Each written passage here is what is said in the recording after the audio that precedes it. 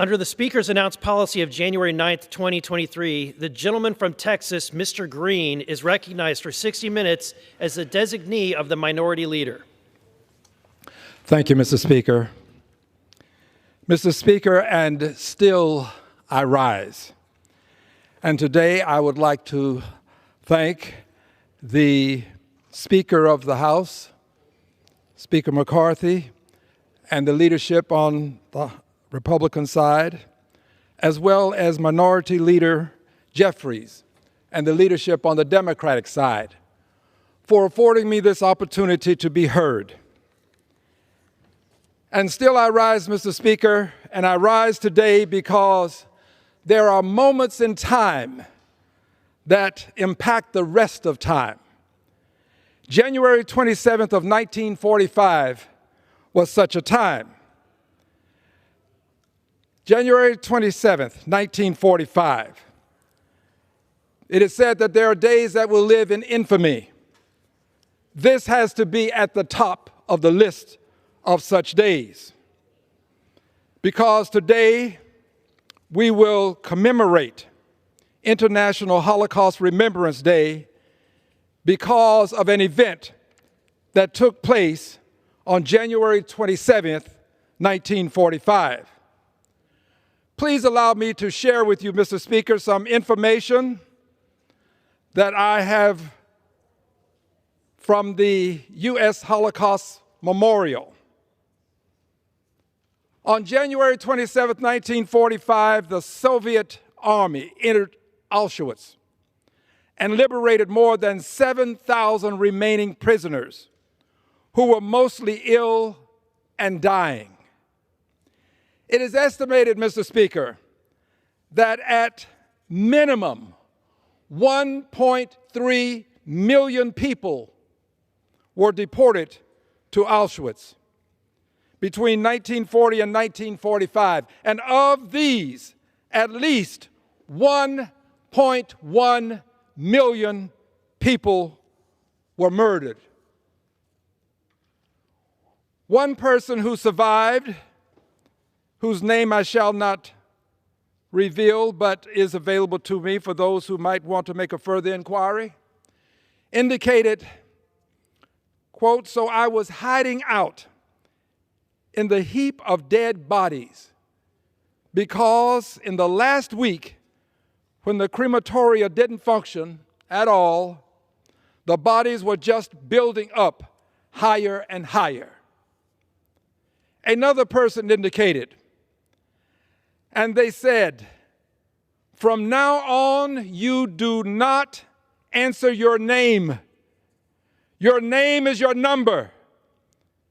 And the delusion, the disappointment, the discouragement that I felt like I was not a human person anymore.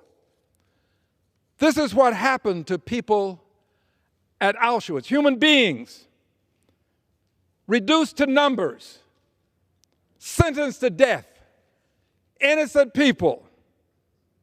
Another article from the Holocaust Memorial.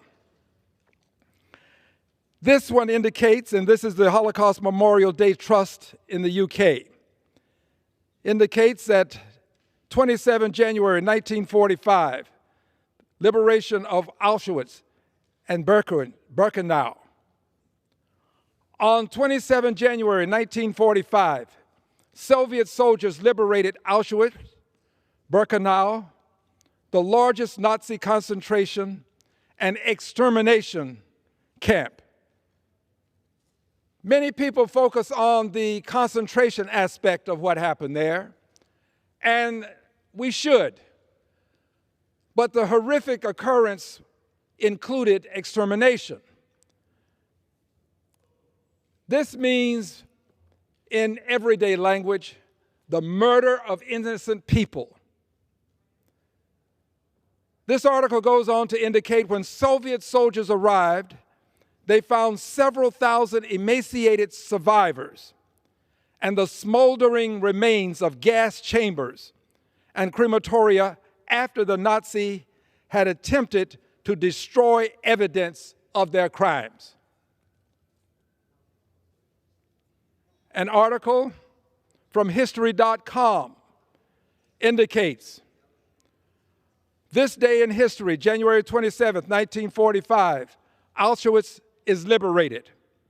On January 27th, 1945, Soviet troops entered Auschwitz, Poland, freeing the survivors of the network of concentration camps and finally revealing to the world the depth of the horrors perpetrated there.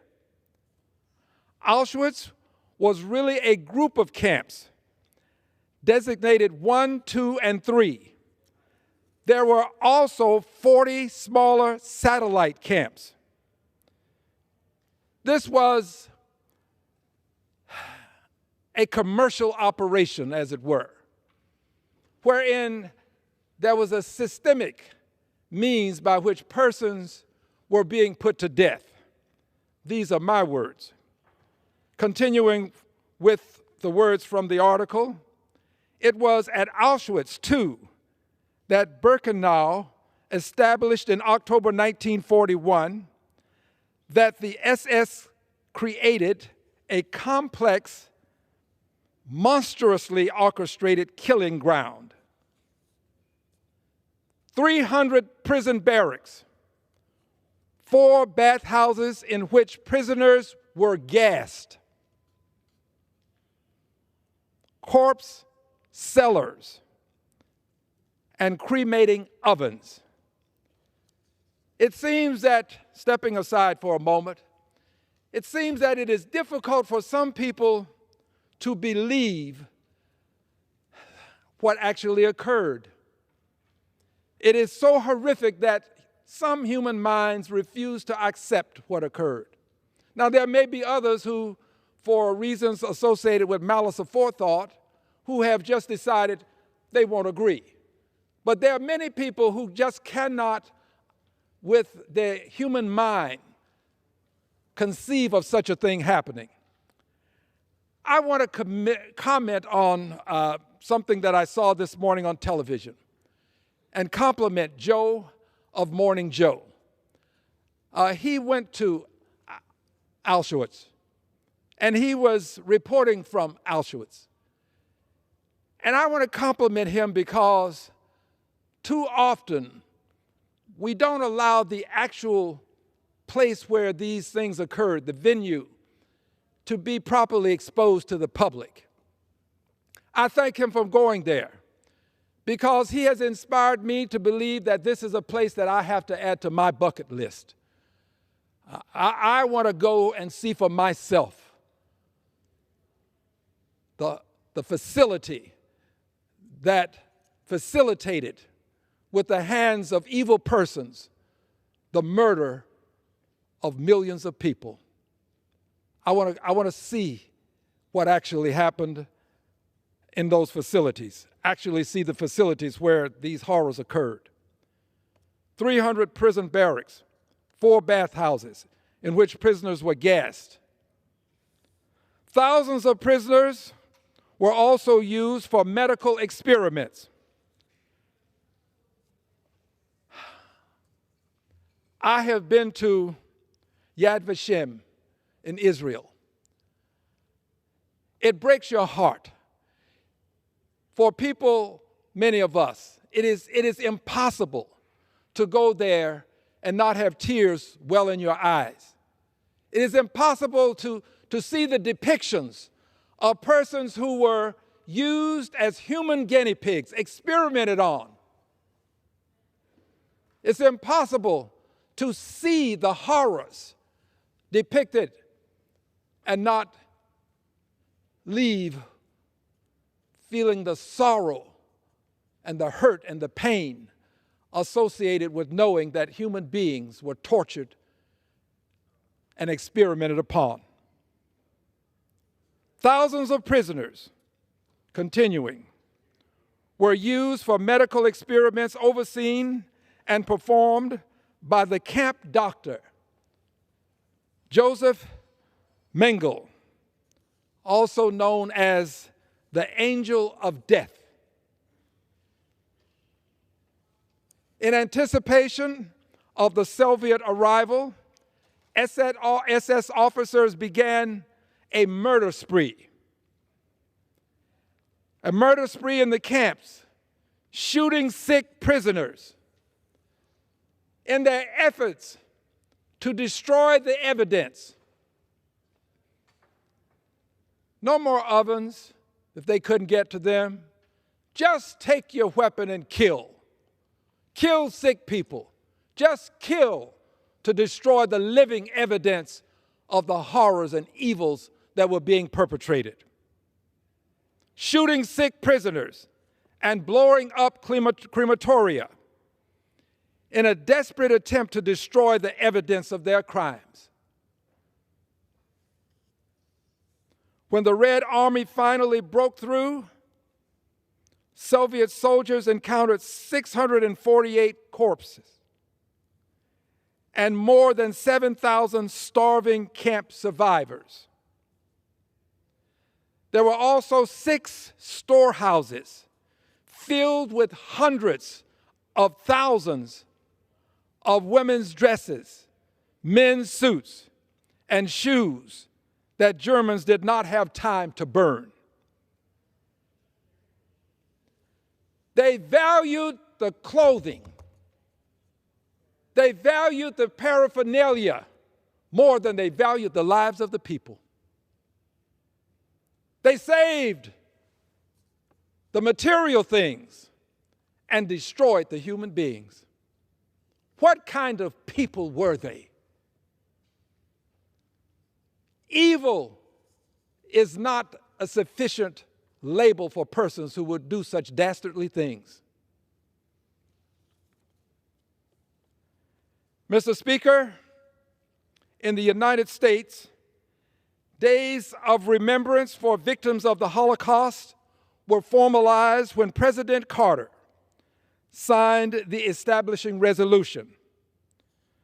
The days of remembrance will occur in April. President Carter signed the resolution. The resolution reads, the resolution was signed for April the 28th and April the 29th. It passed the House on April 17th of 1978, passed the Senate on April 25th of 1978, and the President Carter, signed the resolution on September the 18th of 1978. The Holocaust Remembrance Day resolution, designating April the 28th and 29th of 1979 as days of remembrance of victims of the Holocaust. Here are words from the resolution. Whereas 6 million Jews and millions of other people were murdered in concentration camps as part of a program of extermination carried out by the Nazi Party during World War II. Whereas people of the United States should recognize, this is what the resolution says, I would add, people of the world should recognize, that all acts of bigotry are rooted in the cruelty of spirit and callousness that led the Nazi to commit atrocities against millions of people and should dedicate themselves to the principle of human equality. Speaking aside for a moment, the world should recognize, not just the United States, but the world, that those who tolerate bigotry perpetuate bigotry. The acceptance of bigotry, the toleration of bigotry is the perpetuation of bigotry. And we should all devote ourselves to the principle of human equality. This is from our resolution, the dedication and devotion of ourselves to human equality. I'm proud of the House of Representatives for passing this resolution. It continues. Whereas the people of the United States should recognize that tyranny creates the political atmosphere in which bigotry flourishes, and should be vigilant to detect and ready to resist the tyrannical exercise of power. Let me step aside for a moment and remind us that not only should we resist the tyrannical exercise of power, we should also resist the voices that verbalize power. We should resist those who would march through the streets of an American city carrying torches, shouting, "Jews will not replace us." Our failure to resist and to announce, state without question, without hesitation or reservation, that such persons are persons who are perpetuating bigotry and hatred, the kind of bigotry and hatred that can lead to the death of people. Our failure to do so is a means by which our inaction causes the perpetuation of bigotry and violence. Inaction is unacceptable. Every person has a duty, a responsibility, and an obligation to speak up and speak out against such demonstrations by people in this country. The unfortunate circumstance is that in this country, there is at least one person who would proclaim that among those who were screaming, "Jews will not replace us," there is at least one person who found some very nice people to be among the ranks of those who would say such a thing. Whereas on April 28th and 29th of 1945, the armed forces of the United States liberated surviving victims of Nazi internment in the concentration camp in Dachau, Germany, and revealed to the world evidence of a tragic human Holocaust that must never be forgotten. To never forget is to do more than recite what happened. To never forget requires that we also denounce those who would do dastardly deeds today. It's good for us to say that those who perpetrated deeds in the past should not be forgotten. But we must also denounce those who would perpetrate such dastardly deeds today. And these deeds include statements that some people see as harmless. What they see as just name calling.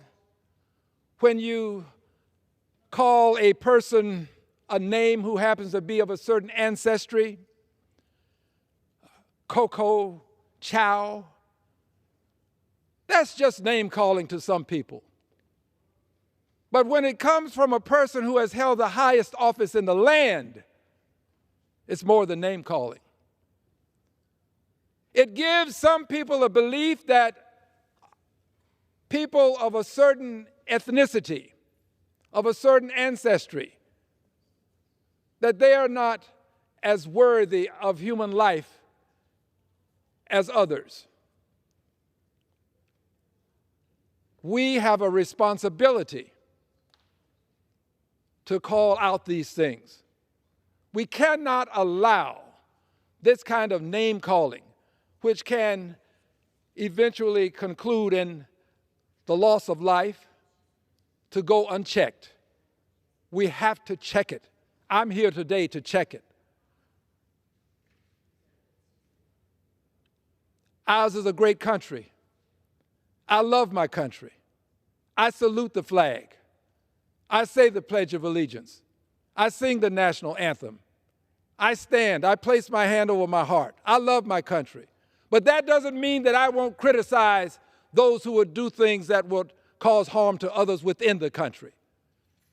It also doesn't mean that I won't defend those who choose not to salute the flag, who choose not to say the Pledge of Allegiance or sing the national anthem.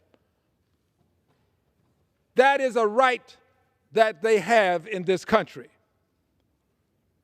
But we also have to recognize that all of us, we have to denounce people who say things, who use words that, according to Emily Dickinson, when she indicated to us, a word is dead when it is said, some say, I say it just begins to live that day. Those who give life to these words that can cause some people to harm other people. Whereas the Nazi concentration camp in Dachau, Germany is not only a shocking symbol of Nazi brutality and destruction, but also a symbol of danger inherent in tyranny. The pernicious quality of bigotry and the human capacity to be cruel. Therefore, now, be it resolved by the Senate and House of Representatives of the United States of America, the states of America in Congress assembled that April 28th and 29th of 1979 are designated as days of remembrance of victims of the Holocaust. And the President is authorized and requested to issue a proclamation calling upon the people of the United States to observe such days with appropriate ceremonies and activities, approved September 18th, 1978. Today, we commemorate the liberation of Auschwitz. Later on, we will commemorate these days of remembrance. But friends, I have lived long enough now to know that if we fail to remember the Holocaust, a great human tragedy, a crime against humanity unlike any other. There is no other crime against humanity that can be compared to the Holocaust. Just as there is no other crime against humanity that can be compared to slavery. But if we fail to remember the crimes against humanity committed in Auschwitz, I believe, unfortunately, that humankind is capable of repeating the horrors of the Holocaust. It is our eternal vigilance that will prevent this from ever occurring again. And our failure to be vigilant will create days that the human mind cannot conceive of occurring again. So I am here today as a member of Congress to make sure that my record reflects that I will not forget, that I will stand with my Jewish brothers and sisters against all who would claim that the Holocaust never occurred, against all who would proclaim that Jewish people have done things that would merit this kind of horrific behavior. I stand with them. They are my brothers and sisters. Their lives are important to me, and the lives that were lost are important to me. I want my record to reflect that when I had the opportunity as a member of Congress to stand before the world and take a stand, Mr. Speaker, I want my record to reflect that I took a stand against the evils that took place at Auschwitz and the evils of the Holocaust. I yield back the balance of my time.